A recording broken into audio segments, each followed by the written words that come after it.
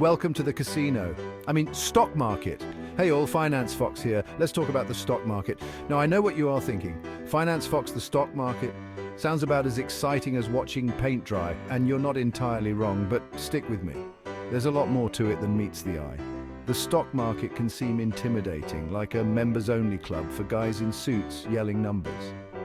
But it's actually just a place where companies go to raise money by selling little pieces of themselves called stocks. These stocks are essentially shares of the company, and owning them means you own a part of that company. You buy a stock, you own a tiny slice of that company. Think of it like buying a brick in a giant Lego castle. The more bricks you own, the more say you have in the castle, and hopefully, the more that castle is worth someday. It's a way for you to have a stake in the success of the company. The stock market is important because it's how companies grow and create jobs. And by investing in those companies, you can potentially grow your own wealth. When companies do well, their stock prices go up, and so does the value of your investment. It's a win-win situation. It's not without risks, of course, like that time I invested in a company that made edible spoons. Turns out people prefer their spoons non-edible. Who knew? The stock market can be unpredictable, and not every investment will be a winner. But hey, even failed investments teach valuable lessons. More on that later.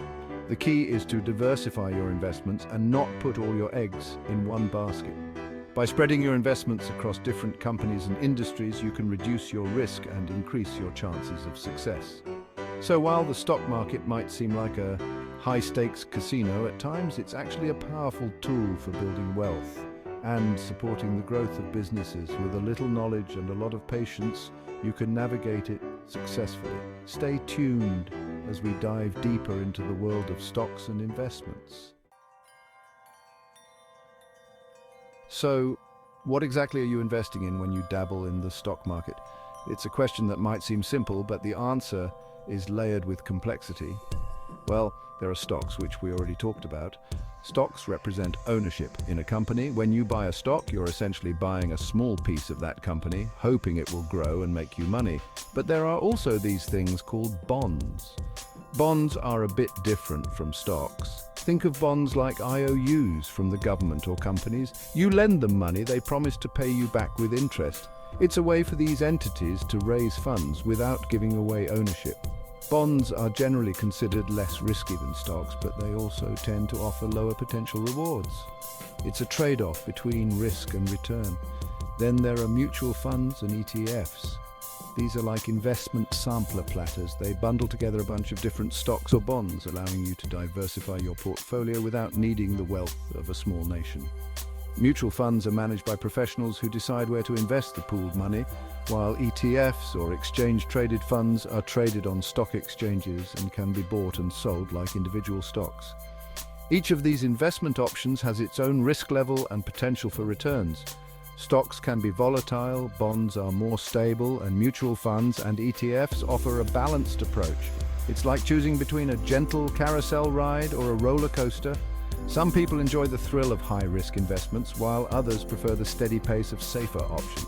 Depends how much you like to feel your stomach in your throat. The key is to find a balance that suits your financial goals and risk tolerance. Now, the stock market is a fickle beast. Stock prices go up and down all the time, influenced by a million different factors.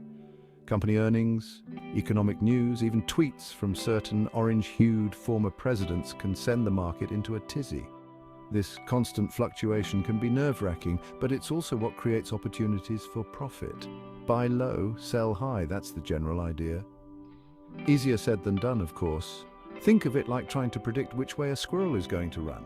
You might have a general idea, but chances are it's going to zig when you think it's going to zag. Now you might be thinking, FinanceFox, this all sounds great, but I can barely afford to buy avocado toast, let alone invest in the stock market, and I hear you. But here's the thing, you don't need to be rolling in dough to start investing. There are plenty of apps and online platforms that let you invest with small amounts of money. Think of it like a financial diet. Instead of that daily latte, invest that $5. It might not seem like much, but over time, those small investments can add up. Remember, the best time to plant a tree was 20 years ago. The second best time is today. The same goes for investing. Speaking of time, let's talk about the magic of compound interest. It's basically like earning interest on your interest. It's the financial equivalent of a snowball rolling downhill, getting bigger and bigger over time. That's why it's so important to start investing early, even with small amounts. The longer your money has to grow, the more that snowball effect can work its magic. Think of it like this: if you invest $100 today, and it earns a 7% annual return, in 30 years you'll have almost $800. That's the power of compound interest, my friends. So there you have it, folks. The stock market in a nutshell. It's not rocket surgery, but it does require some research and understanding. The good news is there are tons of resources available to help you learn. Read books, listen to podcasts, talk to financial advisors. Just don't take investment advice from that guy you met at the bar who claims to have made a killing on Dogecoin. The most important thing is to start, even if it's just with a small amount of money. The sooner you start, the sooner you can start benefiting from the magic of compound interest, and who knows, maybe one day you'll be that person giving questionable financial advice in a bar. Just kidding, please don't do that. Now, before you go off and bet your life savings on the next hot stock tip, let's talk about some common investment mistakes to avoid. First up, emotional investing. It's easy to get caught up in the hype and make impulsive decisions based on fear or greed. But remember, the market is a marathon, not a sprint. Emotional investing can lead to buying high and selling low, which is a recipe for disaster. Instead, try to stay calm and stick to your long-term strategy, even when the market gets volatile. Next, we have a lack of diversification. Don't put all your eggs in one basket, as they say. Spread your investments around different asset classes to minimize risk. This means not just investing in different stocks, but also considering bonds, real estate, and other types of investments. Diversification can help protect your portfolio from the ups and downs of any single investment. And speaking of risk, make sure you understand your risk tolerance before you invest. If you're prone to night sweats over market fluctuations, maybe stick to more conservative investments. Your risk tolerance is essentially your ability to handle the ups and downs of the market without losing sleep. It's important to be honest with yourself about how much risk you can handle, and to choose investments that match your comfort level. Finally, don't chase returns. Past performance is not indicative of future results. Just because a stock has been on a tear lately doesn't mean it will continue to go up. Do your research and invest in companies you believe in for the long haul. Chasing the latest hot stock can lead to buying at the peak and suffering losses when the bubble bursts. Instead, focus on building a diversified portfolio of quality investments that you can hold for the long term. Remember, successful investing is about patience and discipline, not quick wins. Now, let's decode some common investment jargon, shall we? First up, we have dividend. That's a fancy word for a portion of a company's profits that it pays out to its shareholders. Think of it like a bonus for owning a piece of the company.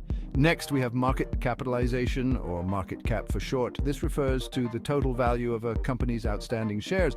Basically, it's how much the market thinks the company is worth. And finally, we have PE ratio. This stands for price to earnings ratio, and it's a measure of how much investors are willing to pay for every dollar of a company's earnings. A high PPE ratio could indicate that investors are expecting high growth in the future, or it could just mean that the stock is overvalued. We've touched on compound interest before, but it's so important that it deserves its own section. Compound interest is the eighth wonder of the world. It's the closest thing to magic that exists in the financial realm. Essentially, compound interest is earning interest on your interest. It's like a snowball effect. The longer your money is invested, the more it grows and the faster it grows. Let's say you invest $1,000 and earn a 7% annual return. After the first year, you'll have $1,070. But here's the kicker. In the second year, you're not just earning interest on your original $1,000, you're earning interest on $1,070, and so on and so forth. Over time, this can lead to significant growth in your wealth. So there you have it, folks, the basics of the stock market. It's not as scary as it seems, and it's an essential tool for building wealth over time. Remember, the best time to invest was yesterday. The second best time is today. Don't wait for the perfect time to start investing. There's no such thing.